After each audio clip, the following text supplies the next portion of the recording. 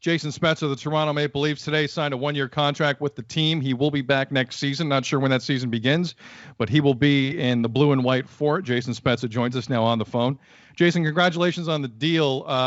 From your perspective now, do you just enjoy free agency like a fan now? Or are you like the rest of us that you don't have to worry about where you'll be next season? Yeah, that's it, I guess. You can sit back and watch and see what happens with your team. And also, it seems like there's a lot of chatter around the league, so we'll wait and see what happens.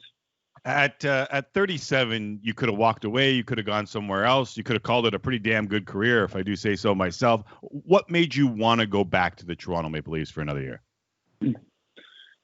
Well, there's a big void missing in my career, and that's a cup, obviously. And I feel like we have a great team here in Toronto, and I know we didn't really prove it, and I know that we've disappointed a lot of people, including ourselves, but I really believe in kind of what the team's doing in the direction. And to be honest, even after being here just a year, I'm pretty invested in it. So it was pretty important to me to stay. I think I've tried to get back to training as soon as possible just to see how my body felt and also where the dedication was. And it's the same as it always been. So I was happy to be able to get a deal done, and I'm looking forward to the challenge of bouncing back here as a team.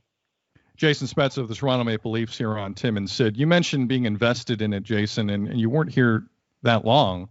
What was it? Was it the fact you're a Mississauga kid that has always been inside of you in terms of this organization and your feelings maybe towards it? Is it getting to know the guys in the room? How did the relationship grow so quickly? Yeah, I think so. I think it's playing for the Toronto Maple Leafs is something I don't take lightly. It's pretty special for being a Toronto kid to come here.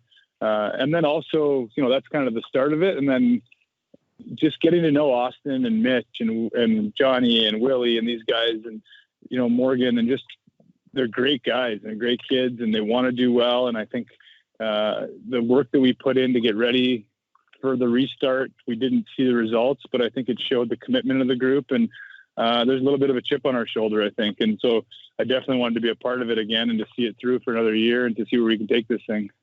I know you mentioned the disappointment. How close do you think you guys are? Well, we showed we weren't close at all, but internally, I think we're much closer than we showed. We can't hide behind the results. And the fact of the matter is we lost in a 5-game series and, technically, I guess, didn't make the playoffs. But I feel like, we're a team that with a few tweaks here and there, a little bit of a tweak of attitude, I think we can be right there knocking on the door. So it's just words till you put it into play. But I definitely feel like there's a lot of good players on this team, and Sheldon and Kyle have a good vision. And I think for the full year with Sheldon, I think things are going to be good for our club. You mentioned this week. Toronto. Sorry, Timmy, go ahead. Forgive me. My bad. We're working in the basement. Sorry, Jason. You mentioned it's a new world. It is a new world. You mentioned the tweak in attitude. And listen, you had near instant credibility from a lot of longtime Leaf fans. But when you fought Dean Kukin, that credibility kind of went through the roof. And maybe the kids that didn't know you from your time in Dallas or your time in Ottawa. Like I remember when you dropped the gloves with Brandon Manning of the Flyers while you were with Dallas, and you yelled something at the bench. This is a couple of years back now with the Stars. But when you threw knuckles with Kukin, were you hoping that sent a message in the attitude to the bench? Yeah, I didn't do it because I wanted to fight. It was more I was looking for emotional response from our team and felt that, we were a little bit flat. And it was a pivotal game, and I just felt like I needed to do something. I wasn't willing to kind of just go down and lose that game without, trying to change the momentum. So it was definitely a message, and it got received. And I think the guys rallied, and we had an epic comeback, and it's unfortunate we couldn't follow that up in Game 5. But yeah, I was definitely looking for an emotional response from the guys. Do you think you might see a few more guys come through the room between now and the start of the season who elicit an emotional response, Jason? Is there a need on this team for a few more of those guys? I have no idea what changes are going to happen or if there's going to be changes. It seems like everybody's talking like there's going to be lots of changes all around the league, but the reality is with the cap the way it is, I think it becomes tougher than it is to make fantasy trades. But I believe that the guys that we had, and only in the short time that I've been here, I think there was a lot of accountability that they accepted after the end of the season. Like there was nobody to blame but ourselves. And I think guys took it hard. And, I hadn't been here for other losses, but I know it was a pretty somber atmosphere after the game, in the week after, and it just really felt like we left a lot on the table. And I think that type of emotion is good for a team. And now we have to bring that and remember how we felt heading into the next year. So, yeah, there may be changes, but I think internally, I think you're going to see a group that realizes maybe how hard it is now. Jason Spezza, the Leafs. Here on. Oh, sorry, Timmy, go ahead.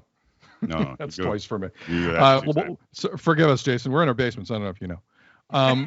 Let me go back to the start of last year, and I don't want to make this a Babcock discussion because he's not your coach anymore. But the career that you've had and how last season began, nobody on the outside looking in really expected. What did you learn from that experience? And did it change you at all today? Yeah, I think so. I think, did I love the decision? No.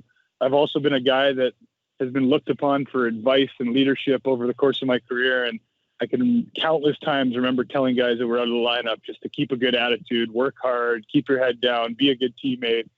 And that was a moment where I had a chance to put into play the words that I had told other guys. So I didn't love the decision, but like, what other option did I have? My only option was to work and to stay ready. And when I got a chance to try to prove that I could play, and I've always tried to give good advice to guys over the years. And I think if I had ex-teammates watching me be in the situation, how would they want me to respond? So that's kind of the attitude I took with it. And, hockey, it works out for you. And now I'm getting another chance to play another year. And if I would have rolled over or been frustrated, I don't think that would have happened. And I think at the league minimum, there's a few guys saying you put your money where your mouth was. Listen, next time, we'll be better. Okay, we won't interrupt each other. Jason. We'll try. we'll be a little bit better. We'll be accountable as well. I'm on my street, so my kids don't bug me. So it's the world we're in now. Everybody's hiding from everyone. So we're all just dealing with it. Appreciate it. Be well, stay well, and all the best to the family. Thanks for doing this. Yeah, thanks, guys. No problem, man. Right. Thanks, Jason. There is Jason Spezza of the Toronto Maple Leafs. And I stepped on you three times in that interview. I stepped on you three times in that. My apologies. That was a good rookie move. Rookie move. League minimum for the Toronto Maple Leafs. Both of us are trying to text each other and do the show. It's less than ideal. Okay. Excuses are for losers. Yes.